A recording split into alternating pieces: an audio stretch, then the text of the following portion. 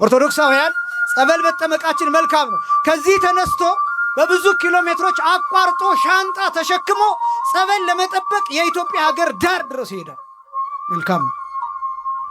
እዚህ አጠገቡ ያለው ቤተክርስቲያን ገብቶ ግን ስጋው ደሙ አይቀበል። እማዝ ነው። በዚህ ይህን ጥያቄ መጠየቅ እፈራለሁ። ከስጋው ደሙና ከጸበል ማን ይበልጣል ብዬ መጠየቅ እፈራለሁ። ለምንድነው የምፈራው?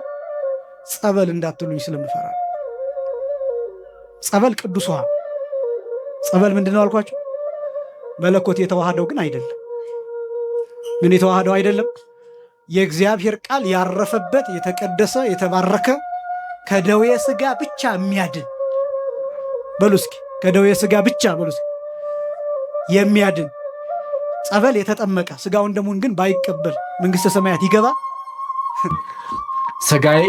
ስጋዬ ደሜ እያለን እየተናገረ የመጣው የማን ስጋ? የጌታ ኢየሱስ። የማን ደም? የክርስቶስ ኢየሱስ። ኦኬ። ከደቀ መዛሙርቱም ብዙዎቹ በሰሙ ጊዜ ከደቀ መዛሙርቶቹ ተከታዮቹ 12ቱ አይደለም ግን ሌሎች ደቀ መዛሙርቶች ተከታዮች ነበሩትና ከደቀ መዛሙርቱም ብዙዎች በሰሙ ጊዜ ይህ የሚያስጨንቅ ንግግር ነው፣ ማን ሊሰማው ይችላል አሉ። ይህ የሚያስጨንቅ ንግግር ነው፣ የሚያስጨንቅ ንግግር ነው፣ ማንስ ሊሰማው ይችላል አሉ። ስለ ጌታ ስጋና ደም ስታስተምሩ ስትናገሩ፣ በነገራችን ላይ ብዙ ሰዎች እንደዚህ ነው የሚሆንባቸው። የሚያስጨንቅ ንግግር ነው የሚሆንባቸው። ህብስትና ወይኑ የጌታ ስጋና ደም ይሆናል? እንዴት ይሆናል? ኦኬ እንደዚህ አይነት የሚያስጨንቅ ንግግር የሚሆንባቸው ብዙ ሰዎች አሉ። መናን ከመቁረባቸው በፊት ማድረግ ያለባቸውን ስሙ። አንደኛ ስለ ምስጢራዊ ቁርባን መማር ነው። ሁለተኛ ማመን ይገባል። እስቲ በሉ ማመን። ሶስተኛ ንስሐ መግባት። እስቲ በሉ ንስሐ መግባት። ቅዱስ ጳውሎስ ሰው ከመቁረቡ በፊት ንስሐ መግባት እንዳለበት በአንደኛ ቆሮንቶስ መልእክቱ ምዕራፍ 11 ቁጥር 28 ላይ አሁንም አለ ሰው ራሱን መርምሮና ንጹሕ አድርጎ ከዚህ ህብስት ይብላ ከዚህ ጽዋ ይጠጣ ይላል። ዕለት ዕለት ንስሐ መግባት እንልመድ። በጣም ሸክማችን ከብዷል። በጣም ይሄ ነገር መለመድ አለበት። ሶስተኛ ጾም ነው። የሚቆርብ ሰው መጾም ይገባዋል። ከ15 ሰዓት እስከ 18 ሰዓት ሐዋርያት በሲኖዶሳቸው ሰለስቱ ምዕትም በፍትሐ ነገሥት በአንቀጽ 13 ላይ ወይን ሳመን ቁርባነ ዘእንበለይቱም በንጹህ ሰው ጠንቅቆ ሳይጾም ከአምላክ ስጋና ከአምላክ ደም አይቀበል ብለው ስርዓትን ሰጥተውልናል። ይህም የክርስቶስን መከራ ለማሰብ ነው። ምኑን ለማሰብ ነው? መከራውን ለማሰብ። ጌታችን የተያዘው ስንት ሰዓት? ሐሙስ ማታ 3 ሰዓት ነው ማለት ነው። ሐሙስ 3 ሰዓት ተይዞ እስከሚነጋ 9 ሰዓት ይቆጠራል። ከዛ ከጠዋቱ ጀምሮ እስከ 9 ሰዓት ድረስ መከራ መስቀል በድምሩ ከሌሊቱ 9 ከቀኑ 9 18 ሰዓት መከራን ተቀብሎ ምረራ ሞትን ቀምሶ ቅድስት ነፍሱን ከስጋው ለይቷል። ስለዚህ እኛም የበላነው የጠጣነው ከአፋችን ሲጠፋ ምሕረት ሲሰማው መከራውን በማሰብ እንቀበላለን። እንዲህ ሲባል እራትን በጊዜ ማድረግ ማለት ነው። ተግባባ እንጂ እስከ እኩለ ሌሊት ሲበሉ አድሮ ጠዋት መጥቶ መቁረብ ተገቢ አይደለም። እንዲህ ሲባል ግን ሕፃናትን አይመለከትም፣ ህሙማንን አይመለከትም። የደም ከንኮች እንኳን የምናምን ህመምተኞች አሉ። በጣም ሕፃናት እንዲህ አይነት ነገሮችን ያው የታወቀ ነው። በተለይ ደግሞ ቢቻል ሕፃናት የሚቆርቡበት ቀን ቅዳሜና እሑድ ነው። እየሰማችሁ ነው? ሕፃናት የሚቆርቡበት ቀን ቅዳሜና እሑድ ማድረግ፣ በአዘቦት ቀን አለማድረግ። ቀስቅሳ ጡትም ከሆነ ታጥበዋል ዳሴ እስኪገባ ድረስ በደንብ እንቅልፍ ቢያሸልበው እየቀሰቀሰ በደንብ ሲጠግብ ነጭ ነው የሚለው ቅዳሴ ላይ ሞቀዋል። በቃ ከዛ አይደል እንዴ ልክ ቁርባን ሲደርስ ብቻ ቀስቅሶ ምን ማድረግ ነው? ማውቁረ ነው መቃቀም። ሌሎቹ ግን ዝም ብለው ተኝተው ዝም ብለው ያያቸውና ቅዳሴ ከተገባ በኋላ ደግሞ ጡት ማጥባት የተከለከለ ነው እስከ ቁርባኑ ሰዓት ድረስ። እንኳን እነዚህ ሕፃናት የተጠመቀም ክርስቲያን እስከሚቆርብባት ጊዜ ድረስ ተንገንተቶና ይጾማል።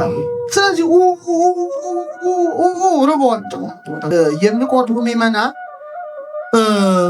ጾታዊ ግንኙነት የባልና የሚስት ጾታዊ ክቡር ግንኙነት ካሰቡ መቁረብ ካሰቡ ይሄን ማድረግ ያለባቸው ከ3 ቀናት በፊት ነው መሆን ያለበት። በተለይ ይሄ ባልና ሚስቶችን ይመለከታል።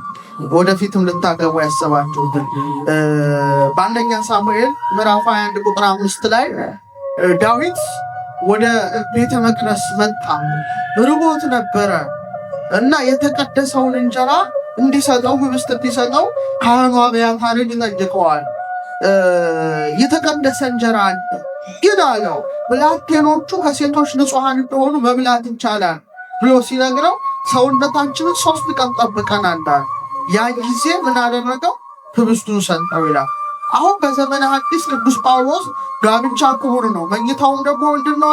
ንጹህ ነው ይላል። የባልና የሚስት ጾታዊ ግንኙነት ንጹህ ነው፣ የታወቀ ነው።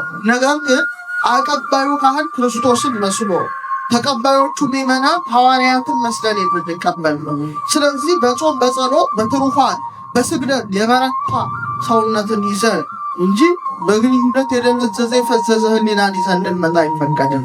ስለዚህ 3 ቀን እንዲጠበቁ በዘመነ ሐዲስ ሐዋርያትም ሰለስቱ ቤትም በስርዓተ ቤተክርስቲያናችን ላይ ወስነዋል። እንዲያውም በገጠሪቱ ክፍል ደግሞ የሚደረገው ዑደት ሲያደርጉ ማዕጠንት የሚያጥኑት ሰዎች ዑደት ሲያደርጉ በቅዳሴው ጊዜ እያጠኑ ሲዞሩ የሚቆርቡትን ሰዎች በመስቀል ያሳልሟቸዋል። የሚቆርቡት ሰዎች ያ ማለት የሚቆርቡት ሰዎች እንደሚቆርቡ ለማሳወቅ ሄደው ባርኩን ይላሉ፣ ይባረካሉ። ለምን እንደዛ እንደሚደረግ ታውቃላችሁ? አንደኛ የሚቆርበው ሰው ሰውነቱ እየተባረከ መቆየት አለበት። ለስጋው ደግሞ የሚያበቃውን ሰውነት እሱን እያገኘ መቆየታል። ህዋሳቶቹ በዚያ ሰዓት እየተቀደሱ እየነቃ እየበቃ እየተለየ መቆየት አለበት። አንደኛ። ሁለተኛ ደግሞ ጥቆማ ነው። ምን አይነት ጥቆማ? የሚቆርብ ሰው አለ። የሚቆርብ ሰው አለ ብቻ አይደለም፣ ስንት የሚቆርብ ሰው አለ። ይሄ ብቻም አይደለም፣ ህፃናት ናቸው ወይስ አዋቂዎች ናቸው የሚለው ሁሉ ይታወቃል። ለምን ቢባል ዝግጅት አለው። ለህፃናቱ የተለየ ዝግጅት አለ። የተለየ ስላችሁ የተለየ ስጋ የተለየ ደም ማለት አይደለም። ህፃናት ከሆኑ እንዴት ነው የሚቆርቡት የሚለው ለህፃናት የተሰራ ስርዓት አለ። ለትልልቆች የተሰራ ስርዓት አለ። የታመመ ሰው ከሆነ ምናልባት ለዚያ ለታመመ ሰው የሚገባው ዝግጅት አለ። ይሄ ብቻም አይደለም፣ ስንት ሰው ይቆርባል፣ ምን ያህል መጠን አለ፣ ምን ያህል ቁጥር አለ። ለዚህም የሚበቃ ውስጣዊ ምስጢራዊ ዝግጅቶች አሉ። ቀዳሾቹ ካህናቱ ብቻ የሚያውቋቸው። ቤተክርስቲያኗ በዚህ ልክ አሁን በቅዱስ ቁርባን አላምንም ብሎ የወጣ ሊኖር ይችላል። ከጌታ የራቀ ከቤተ ክርስቲያን የወጣ ሰው ሊኖር ይችላል። ጌታችን ኢየሱስ ልክ እንደዚህ አይነት ሰው ሲወጣ በቃ ሂድ ነው ወዲያውኑ ይዞርና ወደ እናንተ ወደ ክርስቲያኖች እናንተስ ልትሄዱ ትወዳላችሁ ነው። ቅዱስ ቁርባንን ሳልቀበል ምንድነው የቅዱስ ቁርባንን ትምህርት ሳልቀበል ከጌታ ጋር እኖራለሁ ብሎ ማሰብ ዘበት ነው፣ አይታሰብም። ኦኬ፣ ልትኖር የምትችለው ከራስ ጋር ብቻ ወይም ከሰይጣን ጋር ብቻ ነው። ኦኬ፣ ሰይጣን አስመሳይ ነው እና እያስመሰለ ከኢየሱስ ጋር እንዳለ ሊያስመስል ይችላል። ከአጋንንት ጋር ብቻ ወይ ከራስ ጋር ብቻ ልትኖር ትችላለህ እንጂ ሕይወት የሆነውን ጌታን እርሱን ኢየሱስ ክርስቶስን ግን ልታገኘው አትችልም። ለዛ ነው ጌታ ኢየሱስ በርካታ ደቀ መዛሙርት ወደ ኋላ ሲመለሱበት እነሱን ማባበል ይቀርና እንደውም ወደ 12 ሐዋርያት ነው ይዞረው። ማይ ጋድ የምረኒ በጣም ያስገርመኝ። ይህ ጭራሽ ወደ 12 ሐዋርያት ዞሮ የተናገረው ነገር በጣም የሚያስገርመኝ። እናንተ ራሳችሁ አስባችሁታል? በዛ ደረጃ የሚቀርቡትን ሐዋርያት እናንተ ራሳችሁስ ልትሄዱ ትወዳላችሁ? በቃ ሂዱ ነው። ሚስጥረ ቁርባንን በተመለከተ ከምዕመናን የሚነሱ ጥያቄዎች የምንቆርበው መቼ ነው? አንዳንድ ሰዎች መቼ እንቁረብ ይላሉ። በሁለት ከፍለን ማየት እንችላለን። የመጀመሪያው አንድ ሰው እንደ ግዴታ ማለት ነው። አንድ ሰው ግዴታ ክርስትና ሲነሳ ይቆርባል። ቅዱስ ሥጋውን ክቡር ደሙን ይቀበላል። በጣም የተሳሳተ ወይም በልምድ ብቻ የሚያደርጉት ሰዎች አሉ። ለምሳሌ የቁልቢ ቅዱስ ገብርኤል ምስራቅ ሐረርጌ የሚገኘው ትልቁ ገዳም ላይ ሰዎች ክርስትና ማስነሳት ይፈልጋሉ እና ክርስትና ለማስነሳት እዛ ቦታ ይገኙና ቅዳሴው ከሰዓት ከሆነ ክርስትናውን ጠዋት አስነስተው ወደ አዲስ አበባ ይመጣሉ፣ በአይሮፕላን ወይ በራሳቸው መኪና ሥጋው ደግሞ ሳይቀበል ማለት ነው። ለምን ሲባሉ አይ እዛ ገብርኤል አዲስ አበባ እንዲቀበል አደርጋሉ። በጭራሽ ነውር ነው። ደብዳቤ ተጽፎ ያ ደብዳቤ ወጪ ሲደረግ ማህተብ ይታተማል። ስለዚህ ለስርዓተ ጥምቀቱ ለልጅነት ጥምቀቱ ስጋው ደግሞ ማህተብ ነው። እዛው የተጠመቀበት ቦታ ላይ ልጁን ስጋው ደግሞ ሳይቀበል ይዞ መሄድ ማለት ከቤተክርስቲያን ስርዓት ውጪ ነው። ስለዚህ አንድ ሰው ክርስትና ሲነሳ የግድ ቅዱስ ስጋውን ክቡር ደሙን መቀበል አለበት። አንዳንድ ሰው አይ እኔ ስጋውን ደሙን እኮ መቀበል አልጠላም፣ ግን አሁን ስጋውን ደሙን ብቀበል መልሼ ኃጢአት መስራት አይቀርም መበደል አይቀርም ይላል። ስጋውን ደሙን ተቀብለን ብንበድል እኮ እውነት ነው የምነግራችሁ፣ ስጋውን ደሙን ተቀብለን ብንበድል ብንወድቅ ተመልሰን ምን እንላለን? እስኪ ከኔ ጋር በሉ፣ ጠላቴ ሆይ ብወድቅ እነሳለሁ። ብወድቅ ምን እላለሁ? እመኒ ወደቁ እትነሳ ወእመኒ ሆርኩ ውስተ ጽልመት እግዚአብሔር ያበርሊት በእግዚአብሔር ተወከልኩ። ሰዓታታችን ሲጀምር እንደዚህ ብሎ ነው የሚጀምረው። ጠላቴ ሆይ በወድቅ ምን እላለሁ? በጨለማም ብመላለስ እግዚአብሔር ብርሃን ይሆንልኛል። ትንቢተ ሚልክያስ ምዕራፍ 2 ነው። አባቶቻችን ሰዓታት ሲቆሙ በዚህ ነው የሚጀምሩት። ብወድቅ እነሳለሁ ነው ማለት ያለባችሁ። ብነሳ ወድቃለሁ አይደል? ብወድቅ እነሳለሁ። ታውሳችሁ ከሆነ ቅዳሴ ገቡ ይባላል፣ ቅዳሴ ወጡ ይባላል። ቤተ መቅደስ ውስጥ ነው ያሉት ካህናቱ። ልብ በሉ። ቅዳሴ ገቡ ሲባል ወደ መቅደሱ ገቡ ማለት አይደለም። በፊትም እኮ መቅደሱ ውስጥ ነበርኩ። ከቅዳሴው በፊትም እኮ ዕጣን ይታጠናል፣ ጸሎት አለ፣ ስርዓት አለ። መቅደሱ ውስጥ እኮ ነው የነበሩት። ነገር ግን እኛ በተለየ ሁኔታ ቅዳሴ ገቡ እንዴ ብለን እንጠይቃለን። አዎ ቅዳሴ ገብተዋል። ከዛስ ቅዳሴ ወጡ እንዴ ብለን እንጠይቃለን። አዎ ቅዳሴ ወጥተዋል። ምንድነው ቅዳሴ መግባት? ምንድነው ከቅዳሴ መውጣት? ለምንድነው ቅዳሴ እንደ ቤት የተደረገው? የተለየ ዓለም ነው፣ የተለየ ክንውን ነው፣ የተለየ መንፈሳዊ ድርጊት ነው፣ የተለየ መነጠቅ ነው፣ የተለየ መራቀቅ ነው፣ የተለየ ህብረት ነው፣ የተለየ አንድነት ነው። ሰው ቅዳሴ በሚቀድስበት በሚያስቀድስበት ሰዓት ፍጹም ከዓለም ወጥቶ የሚገባበት ወደ ሰማይ የሚሄድበት ሰዓት ቢኖር ቅዳሴ